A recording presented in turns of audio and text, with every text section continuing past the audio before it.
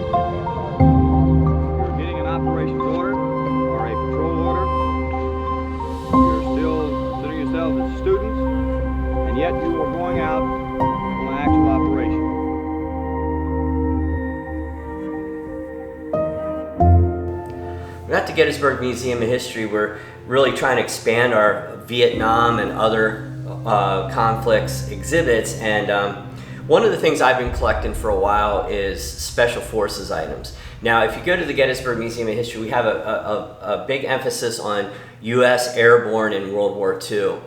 We also have a lot of SS stuff from the Germans, and I tend to be more interested in elite units than regular units. And one of the things I want to go over today is Special Forces insignia.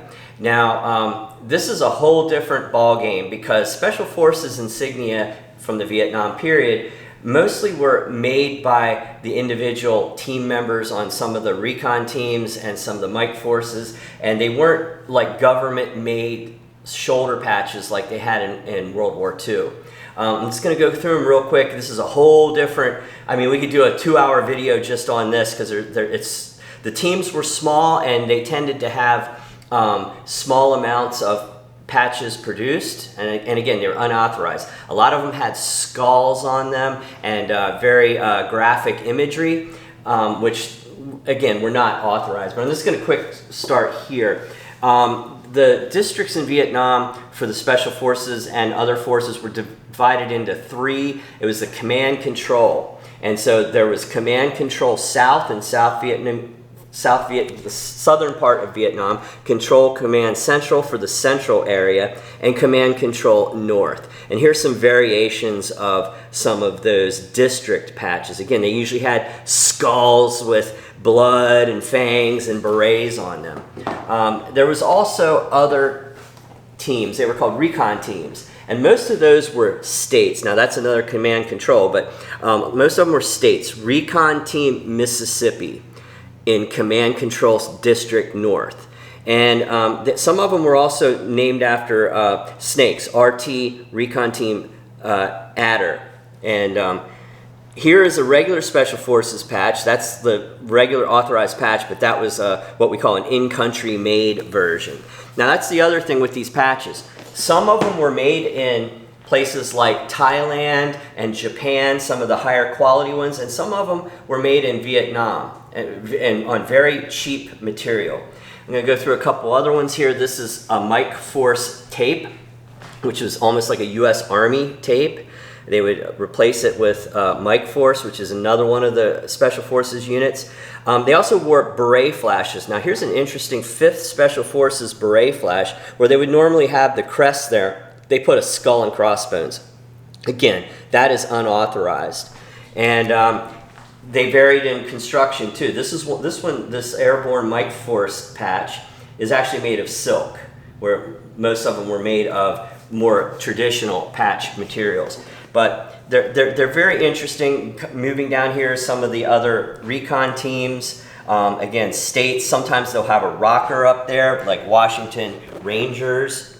And I want to highly recommend a book. If you're interested in this, this book is kind of like the definitive book on Vietnam patches. And it's U.S. Special Forces Insignia of the Vietnam War, the Definitive Collector's Guide by Jason Hardy and Eric Gingo. Now, Jason Hardy is a friend of mine, and I've come to him for advice several times.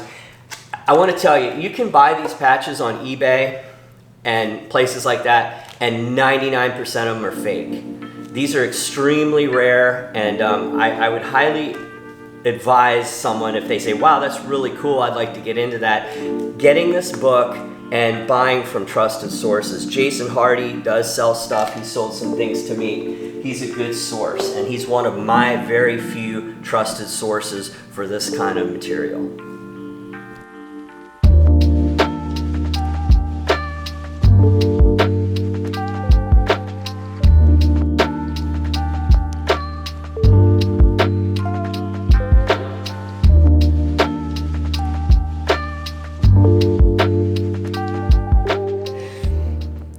As Eric was saying, these patches are extremely rare, just because these reconnaissance teams were so small and very few of these unauthorized patches were made.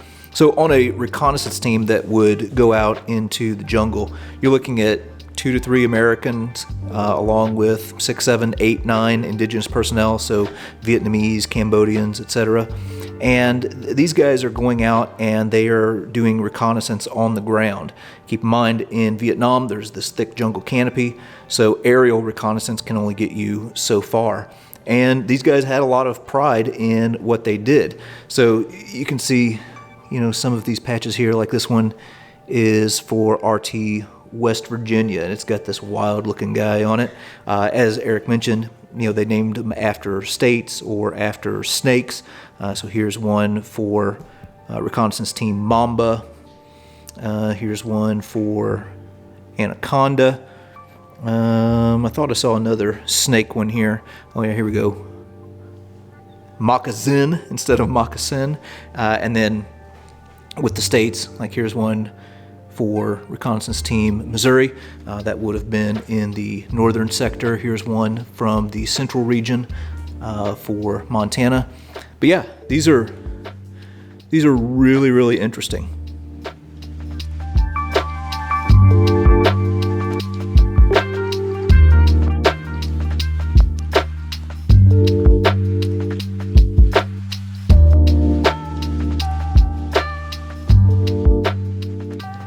Show you a couple other interesting Special Forces insignia, or the skull with beret.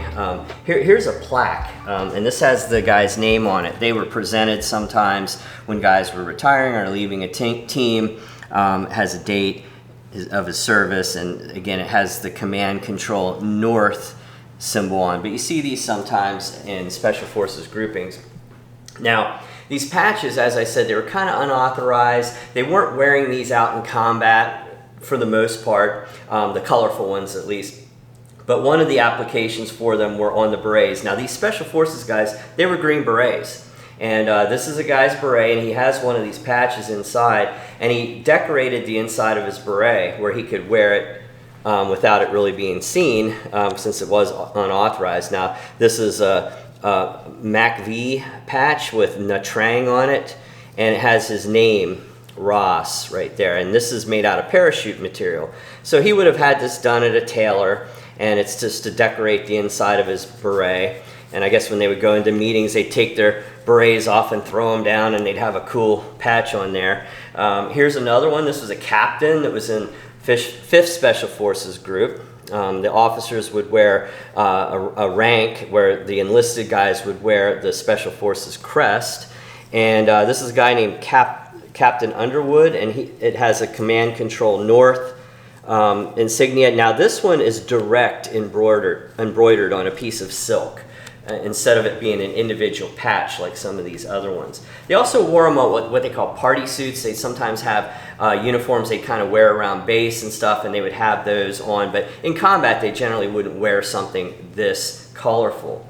And again, all these are all named, and they're really interesting. And I also brought out, this is a death card. Now, if you saw the movie Apocalypse Now, they show, was it Colonel Kilgore go around with a pack of cards, throwing cards on dead bodies, and he says to let Charlie know who did this. And this is a real one. Now these are also extremely rare and very highly forged. So again, collectors, don't buy one of these out in the woods.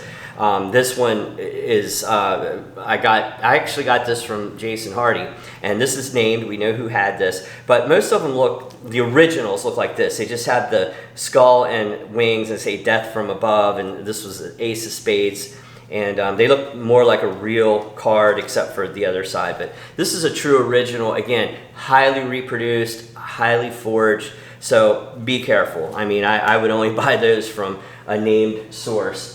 Another interesting item that I brought out with these items. This is a Viet Cong flag that was captured by a guy in the 5th Special Forces group. And it's named, we know who captured it, I have his name. Now I bought this from Jason Hardy also, and it's documented. He documents his items through this kind of paperwork, and he has an individual number for everything, and it has the guy who captured it on here and when it was captured.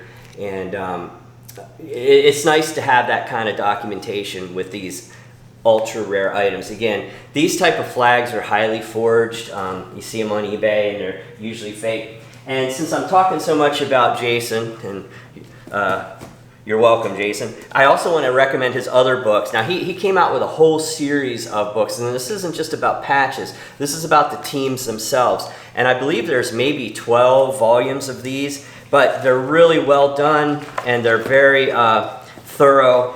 Jason has managed to make contact with a lot of these guys, and he documents each team. Each one of these books has several teams in it, but they're pretty expensive because they're very nice. You know, they're very well done. But like, for example, this is Recon Team Washington. It has some of the members. We have one of their patches in our collection, and the rocker. Now this is the later style Washington Rangers, and it just kind of, in the book, it says like what happened to them. That's the first version of their patch.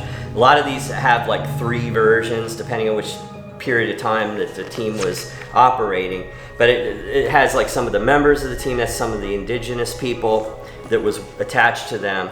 But just very well done, highly recommended.